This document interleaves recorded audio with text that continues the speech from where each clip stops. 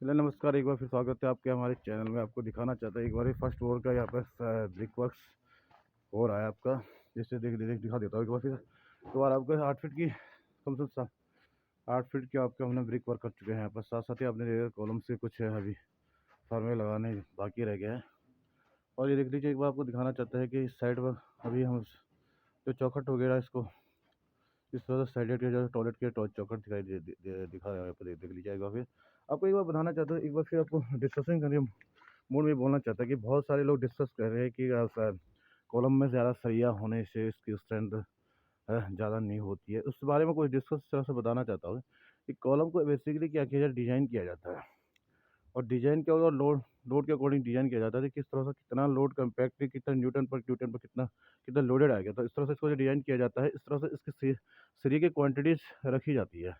मान के चलो कि अभी बहुत सारे लोग तो ऑलरेडी सिंपली तौर पर कहा जाए कि 6 सरियों का देख लीजिए, 6 सरिया जैसे सरिया इसमें डाली गई है।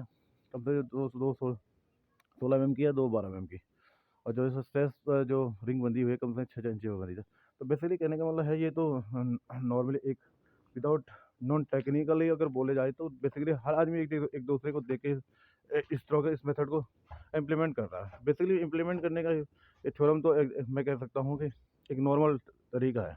लेकिन जब कॉलम्स की बात आती थी, कॉलम्स की ज़्यादा सरिया वाली बात है, तो बेसिकली देखा जाता है कि लोड किस तरह का आएगा, बिल्डिंग से लोड कितना आएगा, कितने माला बिल्डिंग्स बन रहा है, वो डिपेंडेंट बहुत इंपॉर्टेंस से रहता है। इसके लिए आपको सबसे पहले तो आपको बिल्डिंग्स को डिजाइन जो प्लानिंग डिजाइन करनी पड़ेगी। उसके बाद उस पर कॉलम्स की कंडीशन देखनी पड़ेगी और किस तरह से पहले सबसे देखना पड़ेगा स्ट्रक्चर में लोडेड किस तरह का है, कि कहाँ कॉमर्शियली है कि प्रोजेक्ट कॉमर्शियल है जो रेजिडेंटल है। उस तरह से आपको देखना बहुत ज़रूरी है कि बेसिकली तब जाके इसको किसी स्ट्रक्चर इंजीनियर से एक रेकमेंड करके इसका स्ट्रक्चर किया जाए बेहतर तरीके से। तब पता चलेगा कि आपके सरिया किस तरह से कितनी सरिया डालनी है, कितनी सरिया आएगी, वो बहुत ज़रूरी होता है। हम खाली इस तरह से एक धारणा बना के नहीं कह सकते हैं कि किस कॉलम में ज़्यादा सरिया डालना है, कम सरिया डालना है। ये तो एक नॉर्मली मेथड है। नॉर्मल मेथड लेके अगर चलोगे तो आपको कुछ भी पता नहीं लग पाएगा कि बिल्डिंग्स लोड उठा पा रही नहीं उठा पा रही। ये तो नॉर्मली धारणा है। इस धारणा को सही करने के लिए आपको बहुत सारी चीज़ें डिस्कस इंजीनियर्स की रिकमेंडेड लेना बहुत जरूरी है। विदाउट इंजीनियर के रिकमेंडेड कि आप किसी चीज़ को करते हैं तो हो सकता है आने वाले फॉर्म में तो आपको सेटलमेंट के चांसेस ज़्यादा दिखने को मिलेंगे। इसलिए आप सोचिए कि जब भी कोई स्ट्रक्चर का बिल्डिंग्स बनाते हो तो उसमें प्लानिंग के बाद आर्किटेक्ट के कंसल्ट के बाद उसका जस्ट आपको स्ट्रक्चर इंजीनियर से डिस्कसिंग करना बहुत जरूरी है।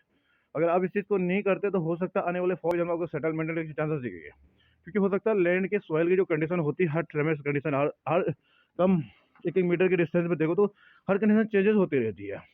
और सॉइल की कंडीशन ये होती है कि पौधे उसकी जो कैपेसिटी होती है, बियरिंग कैपेसिटी बोले हिंदी में बोल सकते हैं, उसकी सहने की क्षमता, मतलब वो होता है कि लोड उठाने की क्षमता है कि नहीं है।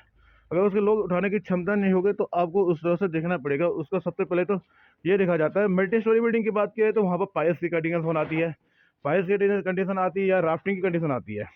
लेकिन नॉर्मल बिल्डिंग की बात करें तो सबसे पहले आपको कम से कम ये मान के चलो कि खाली डीप तक आपको उसका खुदाई करनी पड़ेगी।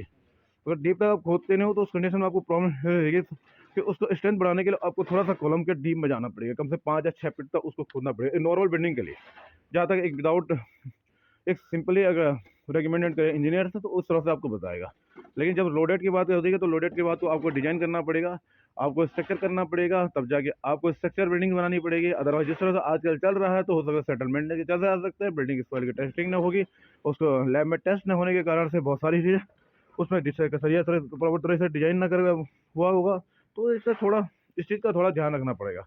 जहाँ तक कि भौर के छोरा आते हैं, बहुत सारी अफवाहें होती हैं, उन चीज़ को दूर रहते हुए तो हमारा अगर कहने का मतलब है कि स्ट्रक्चर बिल्डिंग आप बना रहे हैं तो उसको पहले सबसे पहले उसकी प्लानिंग कर लीजिए।